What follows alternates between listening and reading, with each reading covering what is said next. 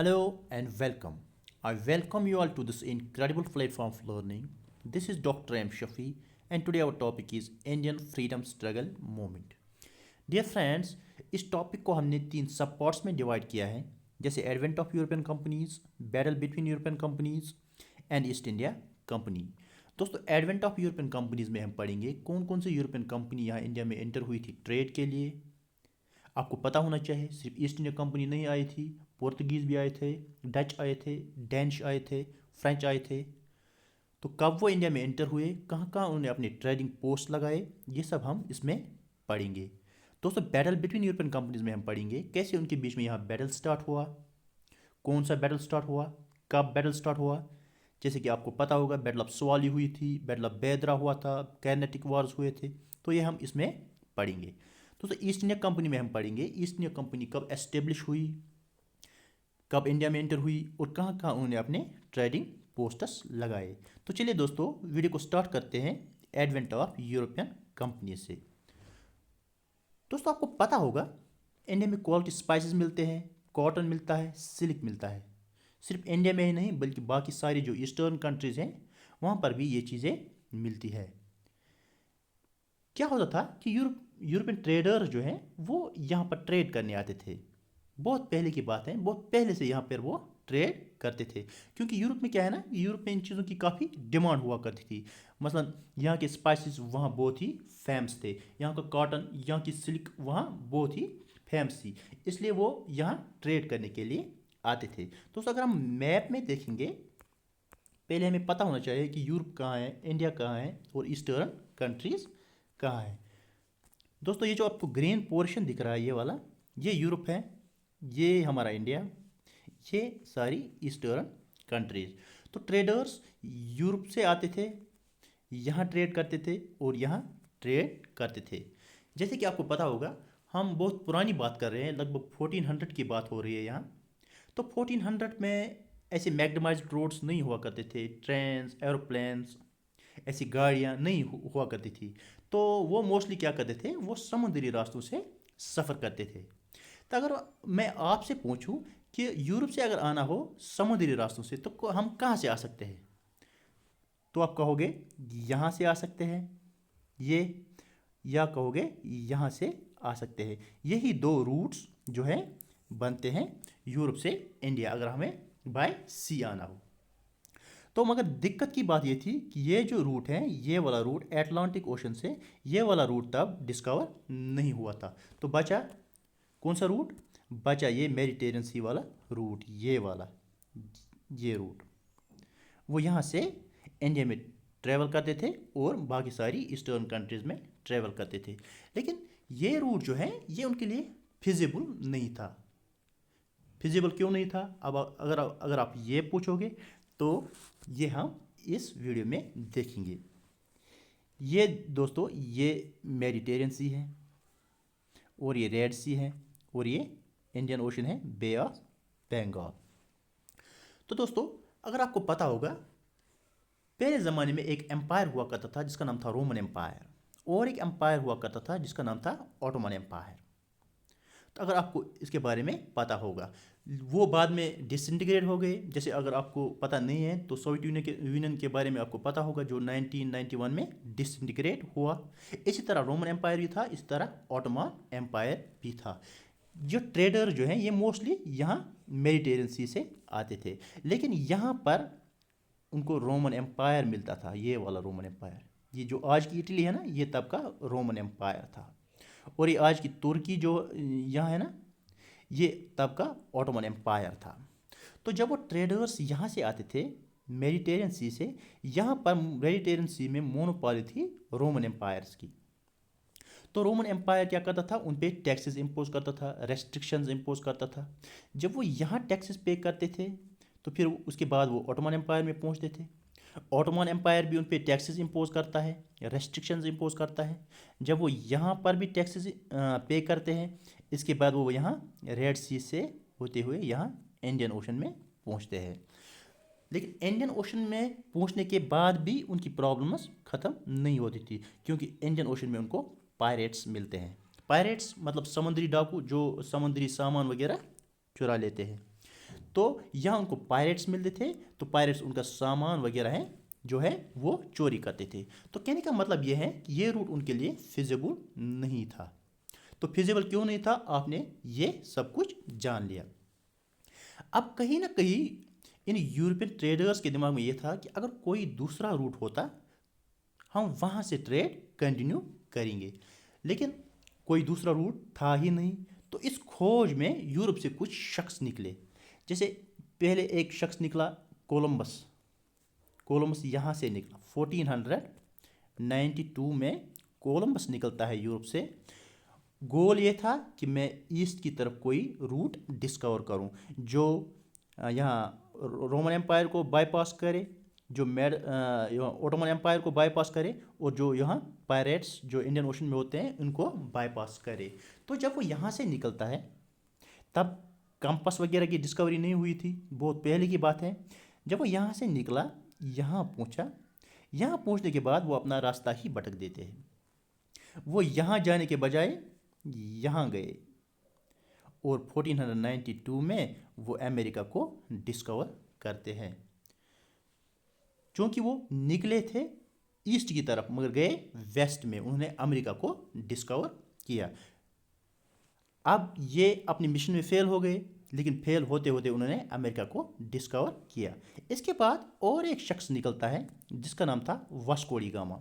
वो कब निकलता है, 1498 में, यहाँ पुर्तगाल से, यहाँ ये पुर्तगाल। यहाँ से जब वो निकला, वो सीधा यहाँ से नीचे आया। तब कंपास की डिस्कवरी हुई थी, इसलिए उन्हें ज़्यादा मुश्किलात का सामना नहीं करना पड़ा। तो वो जब यहाँ से निकला, यहाँ नॉर्थ एटलांटिक ओशन से सीधा साउथ एटलांटिक ओशन, यहाँ सीधा केप ऑफ गुड होप पहुँचा। केप ऑफ गुड होप तब डिस्कवर हुआ था, ये पहले ही डिस्कवर हुआ था 1488 में ही, जिसे बार्टोलोमी डियास ने डिस्कवर किया था। तो जब वो यहाँ पहुँचा, तो यहाँ से वो सीधा उन्होंने नॉर्दर्न टर्न लिया, यहाँ इंडियन ओशन पहुँचे और उसके बाद कालीकट पहुँच गए। जब वो कालीकट पहुँचे तो वास्को डी गामा पहला शख्स जो था यूरोप का, वो बना जिसने ये रूट डिस्कवर किया, और पहला यूरोपियन जो इंडिया में जिन्होंने एंटर किया। 1998 में वास्को डी गामा इंडिया आए और कालीकट में वो पहले पहुंचे। साउथ इंडिया में जमोरियन रूल करता था, तो जमोरियन ने उनको देखा, उनका वेलकम किया, उन्हें परमिशन दिया, ठीक है आप यहाँ पे ट्रेड करो। इसके बाद वास्को डी गामा वहाँ कुछ देर ठहरते हैं, वहाँ से कुछ चीज़ें वो खरीदते हैं, उन्हें अपने शिप्स में लोड करके यहाँ से जहाँ से आया था वहीं से वापस रवाना हो गए।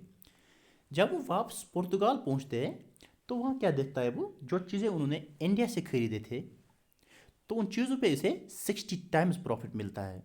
मतलब ₹1 में कोई चीज़ अगर उन्होंने इंडिया से खरीदी, तो वो 60 रुपीज़ में वहाँ यूरोप में उसे बेच रहा है। तो ये देखने के बाद पुर्तगीज़ यहाँ इंडिया में आए और यहाँ पे पुर्तगीज़ ईस्ट इंडिया कंपनी की एस्टेब्लिशमेंट होती है। कब हुई, 1498 में।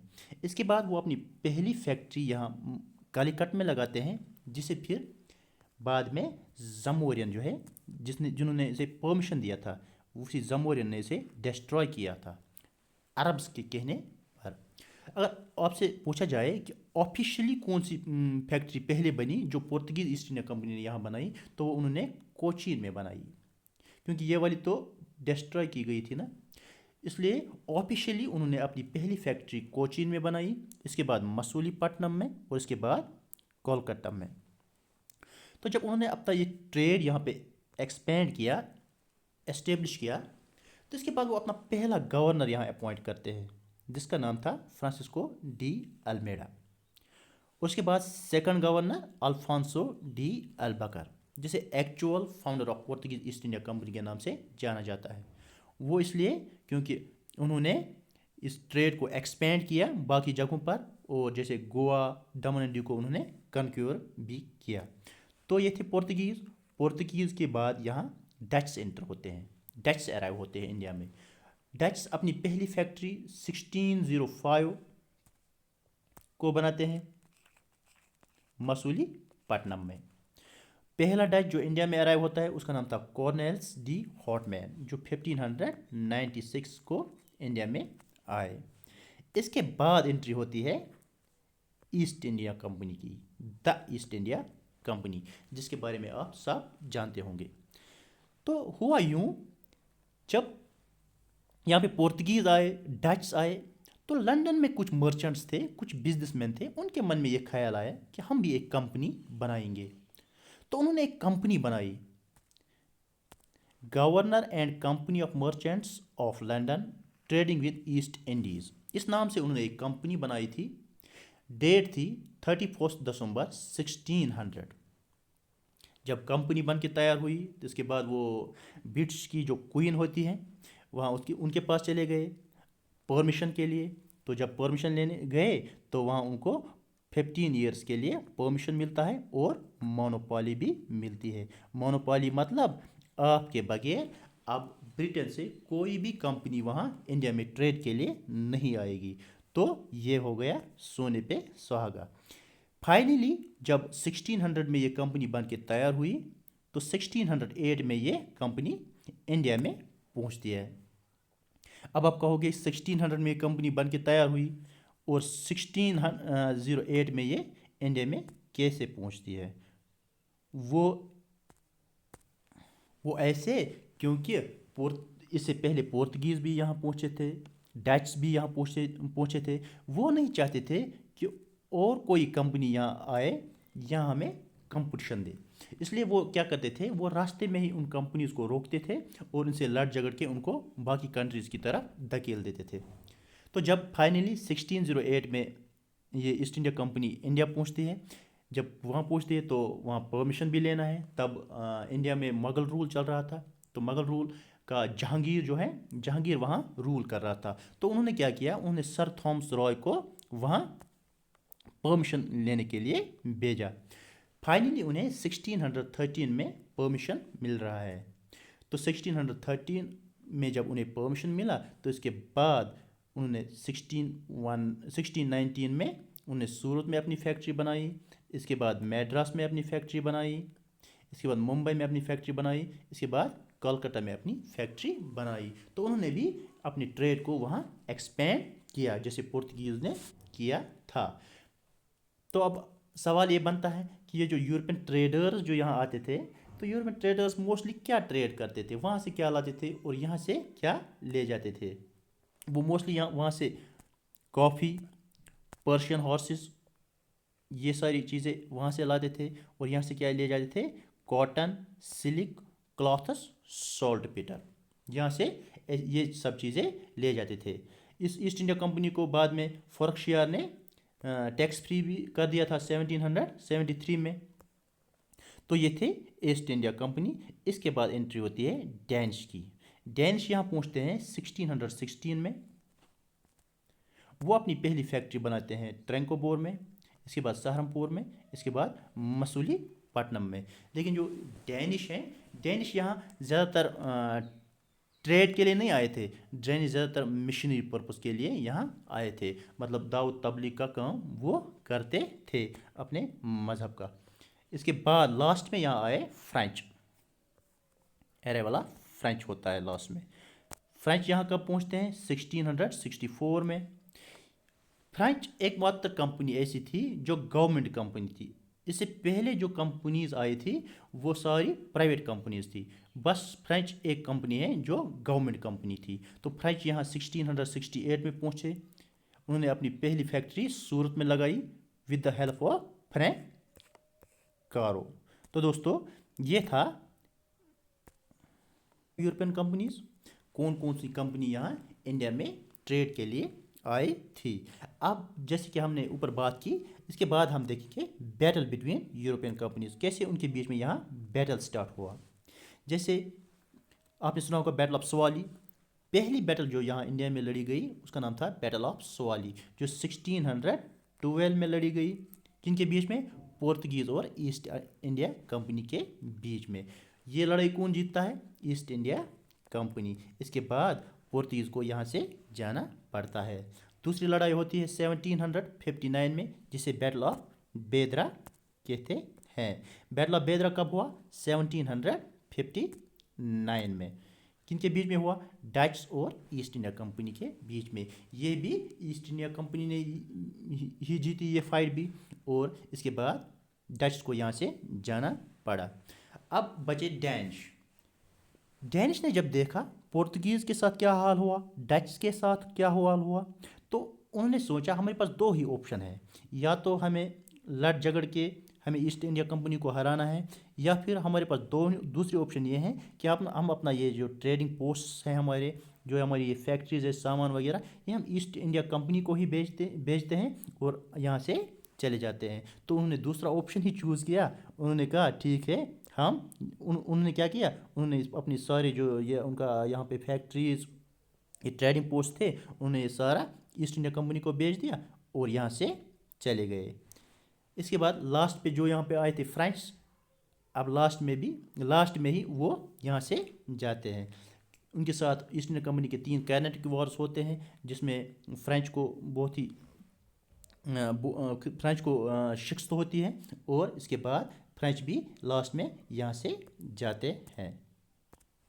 तो दोस्तों, अगर हम क्रोनोलॉजिकल ऑर्डर में देखें तो यहाँ पहले पोर्तुगीज़ आए थे, फिर डच आए थे, फिर ब्रिटिश आए थे, फिर डेनिश, और लास्ट में यहाँ पे फ्रेंच आए। और ये क्रोनोलॉजी है किस कंट्री ने कब अपनी कंपनी यहाँ एस्टेब्लिश की।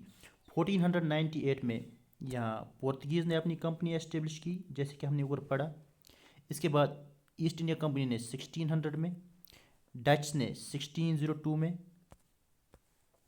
और डेनिश ने 1616 में, और लास्ट में फ्रेंच आए थे, उन्होंने अपनी फैक्ट्री बनाई 1664 में। तो दोस्तों, that's all for now, see you in the next video. अल्लाह हाफिज़।